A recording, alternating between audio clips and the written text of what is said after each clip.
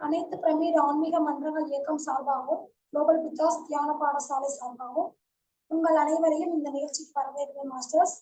இன்னைக்கு நம்ம எதை பத்தி பார்க்க போறோம் அப்படின்னா, ஆனந்தமான சுய மாற்றம். அதாவது நமக்குள்ள நம்ம மாற்றத்தை எப்படி கொண்டு வரலாம், அது மகிழ்ச்சியோட கொண்டு வரணும் அப்படிங்கிறத தான் நம்ம பார்க்க போறோம்.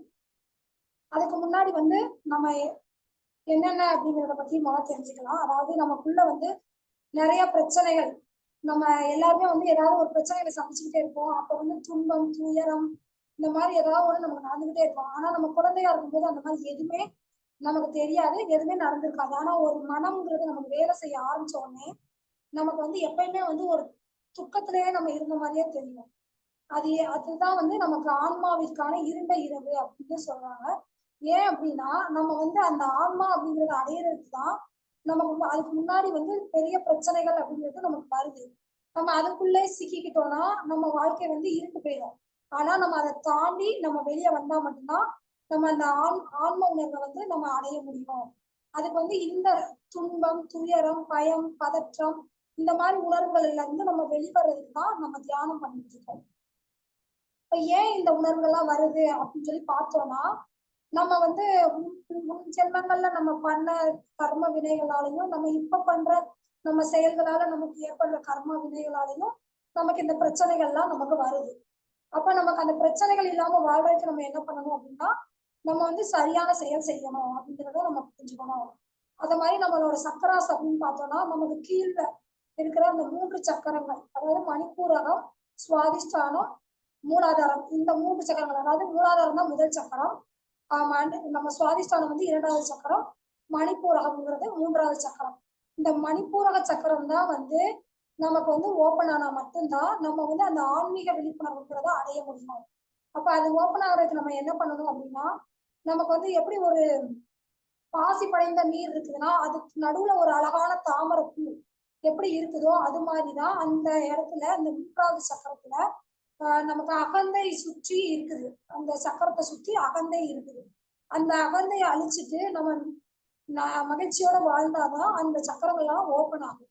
அது நமக்கு சிறு வயதுல நம்மளோட பெற்றோர்கள் சில நேரங்கள்ல இதை பண்ணாத, அதை பண்ணாத, அப்புறம் இந்த சமுதாயத்துல இதை செய்யக்கூடாது, நம்மளோட உணர்வுகளை நம்ம வெளிப்படுத்த விடாமல் நமக்கு ஒரு கண்டிஷனா நம்ம வளர்க்கும் போது அந்த சக்கரங்கள் அடைபட்டுருது. நமக்கு அது ஒரு 7 வயசுல இருந்தே அடைபட்டுருது அப்படிங்கிற மாதிரி இருக்குது. நமக்கு அதுக்கு முன்னாடி நம்ம இயல்புல நமக்கு என்ன தோணுதோ அதெல்லாம் பண்ணுவோம் குழந்தையா இருக்கும் போது. ஆனா ஒரு வயசு வந்தோடனே மற்றவர்களோட பேச்ச கட்டி இதை செய்யாத, அதை செய்யாத, இது தப்பு, அது தப்புன்னு சொல்லலாம். நம்ம அதை கட்டுப்படுத்தி நம்மளோட சக்கரங்கள் அடைப்படுது.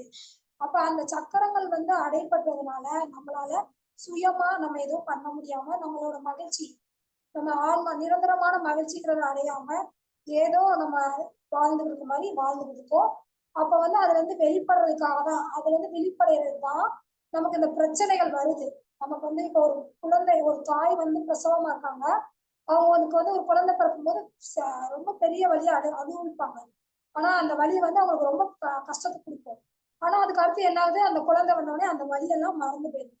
அது போலதான் இந்த நேரங்கள்ல நமக்கு ரொம்ப பெரிய சங்கடங்கள், துக்கம், துயரம் ரொம்ப பெருசா நடக்குது அப்படின்னா நம்ம அந்த ஆன்ம விழிப்புணர்வு அடையறதுக்கான காலம் அது அப்படின்னு நம்ம எடுத்துக்கலாம். அதனாலதான் நமக்கு அந்த நேரங்கள்ல ரொம்ப கஷ்டம் வருது. அதுல நம்ம வெளிப்பட்டு வரும்போது நம்மளோட அந்த 3ஆம் சக்கரம் நமக்கு ஆக்டிவேட் ஆச்சுன்னா அந்த 3ஆம் சக்கரத்தோட தான் நம்மளோட ஆக்ஞா சக்கரம் தொடர்புடையது. அப்பதான் நம்ம அந்த ஆன்மீக விழிப்புணர்வுங்கிறத அடைய முடியும். அதனாலதான் நம்ம அந்த 3ஆம் சக்கரம் தான் ரொம்ப முக்கியமான சக்கரம். அது ஒரு ஒளி, ஒரு நெருப்பு சக்கரம் அப்படின்லாம் சொல்லுவாங்க. அந்த சக்கரம் ரொம்ப முக்கியமானது. அதனால அதை சுத்தி அந்த அகந்தை இருக்குது.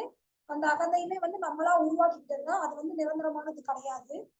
நம்ம இந்த நம்மளோட அதாவது தேவை இல்லாத நெகட்டிவால நம்மளா நமக்குள்ள ஒரு வட்டத்தை போட்டு வச்சுக்கிறது அந்த அகந்தை.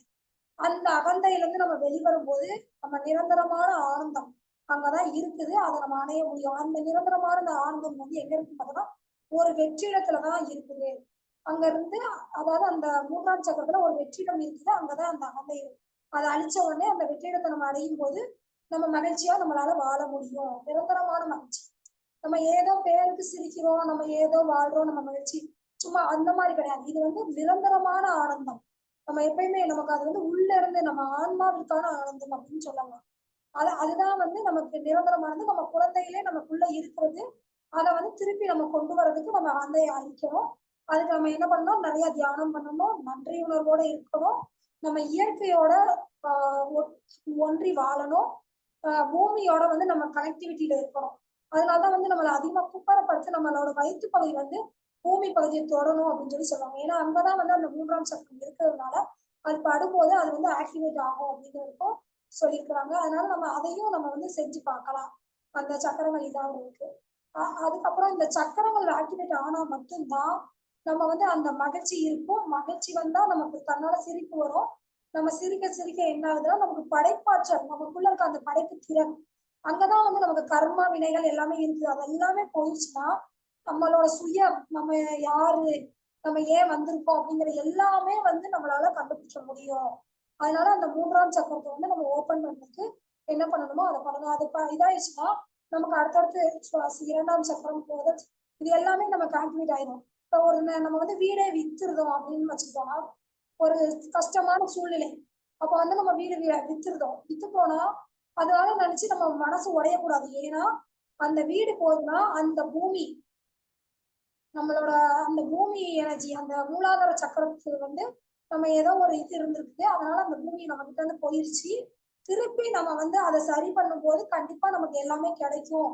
அப்ப நம்ம அந்த பூமிக்கு வந்து என்ன பண்ணணும்? கரெக்டா அந்த நம்ம அந்த கால்ல செப்பல் இல்லாம நடக்கிறது, தரையில நடக்கிறது, பூமிக்கும் நமக்கு ஒரு தொடர்பை ஏற்படுத்திக்கிறது, இந்த மாதிரி எல்லாம் பண்ண பண்ண என்ன ஆகுதுன்னா அந்த செடி கொடிகளோட பேசுறது, அந்த மண் சம்பந்தப்பட்ட அந்த இதுல எல்லாம் நம்ம வந்து அதிகமா இது வச்சுக்கும் போது கண்டிப்பா அந்த எனர்ஜி நமக்குள்ள வரும்போது கண்டிப்பா நம்ம என்ன இழந்தோமோ அது எல்லாமே நமக்கு ஈஸியா கிடைக்கும். அதனால எல்லாமே ஒண்ணுக்கு ஒண்ணு தொடர்புடையது. இந்த மூலாதாரம், மணிப்பூரகம், நம்ம ஆக்ஞா சக்கரம், இது மூணுமே வந்து ஒண்ணுக்கு ஒண்ணு தொடர்புடையது.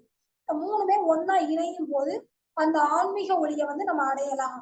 அதனால கண்டிப்பா அதுக்கு வந்து நம்ம அகந்தையை அழிக்கணும். நமக்குள்ள இருக்க நெகட்டிவ் தாட்ஸ் எல்லாத்தையும் நம்ம ஒழிச்சிட்டு நமக்குள்ள இருக்க நிரந்தரமான ஆனந்தம் அதை வந்து நம்ம வெளிக்கொண்டு வரணும்.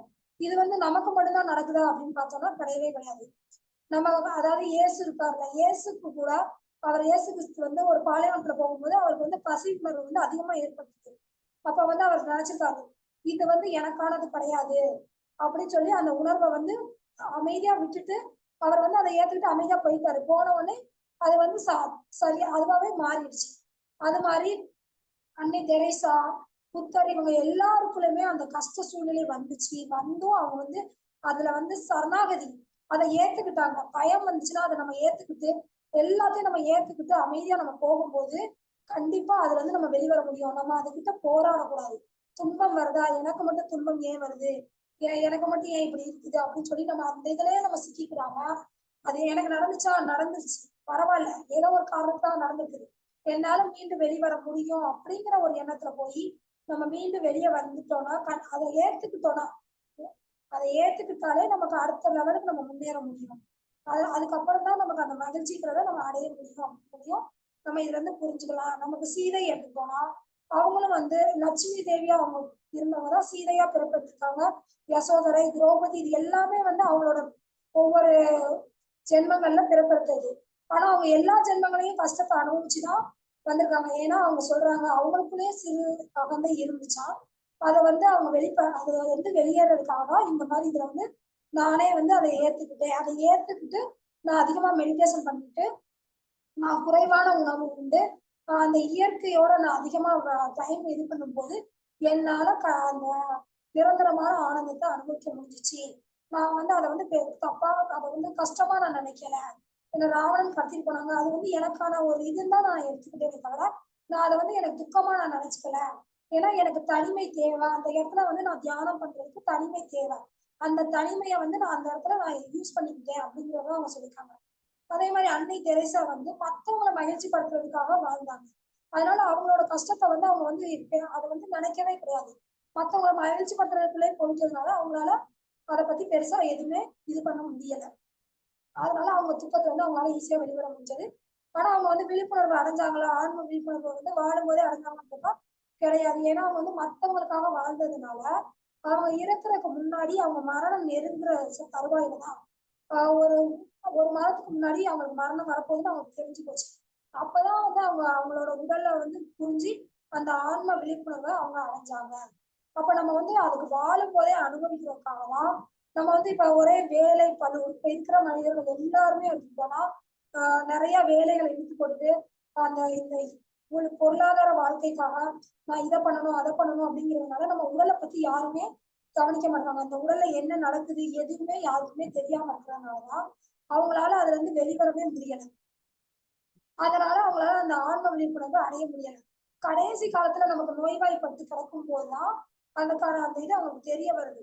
அதுக்கு நம்ம வாழும் போதே அந்த விழிப்புணர்வு அடைஞ்சிட்டோம்னா நமக்கு எல்லாமே புரிய வரும். நமக்கு வந்து இதுதான் ஏன்னா நமக்கு அந்த இது ஆன்ம விழிப்புணர்வு அடைஞ்சிட்டாலே நம்ம ஏன் பிறந்தோம்னு எல்லாமே தெரிய ஆரம்பிச்சிடும். நமக்குள்ள இருக்க அந்த படைப்பாற்றல் அந்த திறன் வெளிப்படும். நம்ம அந்த படைப்பாற்றல் வந்தா மட்டும்தான் நம்ம புதுசு புதுசா நிறைய விஷயங்கள் கத்துக்கிட்டு நிறைய நமக்குள்ள இருக்க ஆற்றலை வெளிப்படுத்த முடியும். அப்படி இல்லைன்னா அந்த மணிப்பூரக சக்கரத்துல இருக்க அந்த இது வந்து ஆற்றல் வெளிப்பட முடியாம அதை அடைச்சி நம்ம அது உள்ளுக்குள்ள அந்த ஆற்றல் வெளிப்பட முடியாம நோய்களை வந்து உண்டு பண்ணிடும். அதுக்காகதான் நம்ம வந்து நிறைய தியானம் பண்ணி நிறைய நன்றி உணர்வோட நமக்கு கிடைச்ச விஷயம் நன்றி உணர்வோட இயற்கையோட அதிகமா அந்த மரம் செடி கொடிகளோட இருந்து எல்லாத்தையும் நம்ம ஏத்துக்கிட்டு துக்கம் துயரம் எது வந்தாலும் ஏத்துக்கிட்டு நமக்கு வந்து அது நல்லதுக்கு தான் நம்ம நினைச்சு வாழும் போது அதை ஏத்துக்கிடும் போதே நம்மளோட மாற்றம் வந்து தன்னால் நடக்க ஆரம்பிச்சிடும். நம்ம அந்த மகிழ்ச்சியை வந்து நம்ம ஈஸியா அடைய முடியும். அப்ப வந்து மாற்ற வேண்டியது என்னன்னு பார்த்தா நம்மளதான் நம்ம மாத்திக்கிட்டா கண்டிப்பா அந்த நமக்குள்ள இருக்க அம்சம்னா நம்ம நிரந்தரமான அந்த ஆனந்தத்துக்கு வழிவகுக்கும் அப்படிங்கறத நம்ம தெரிஞ்சுக்கணும். அப்புறம் வந்து நம்ம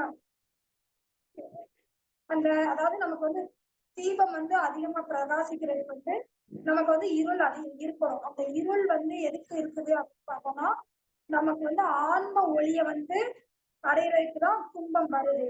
அதனாலதான் அந்த இருள் வந்துச்சுன்னா நம்ம கவலைப்பட வேண்டியதில்லை. அதாவது துன்பம் துயரம் வந்ததுன்னா கவலைப்பட தேவையில்லை.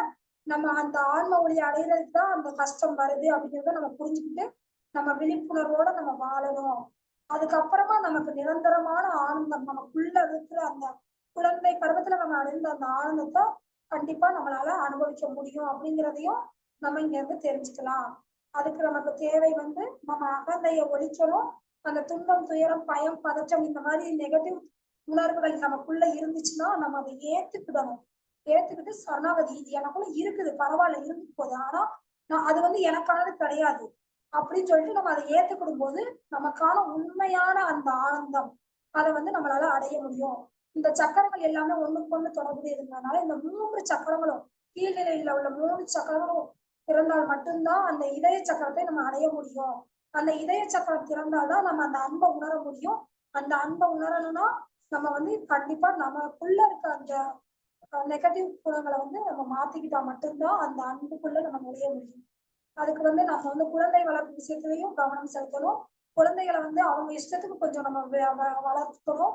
நம்ம வந்து கண்டிஷன் போடுறோங்கிற பேர்ல அவங்கள வந்து இது பண்ண அந்த குழந்தைகளுக்குள்ள அந்த 3ஆம் சக்கரமும் அடைபெற்றும். அதனால அதையும் நம்ம வந்து சரியானதா பண்ணணும்.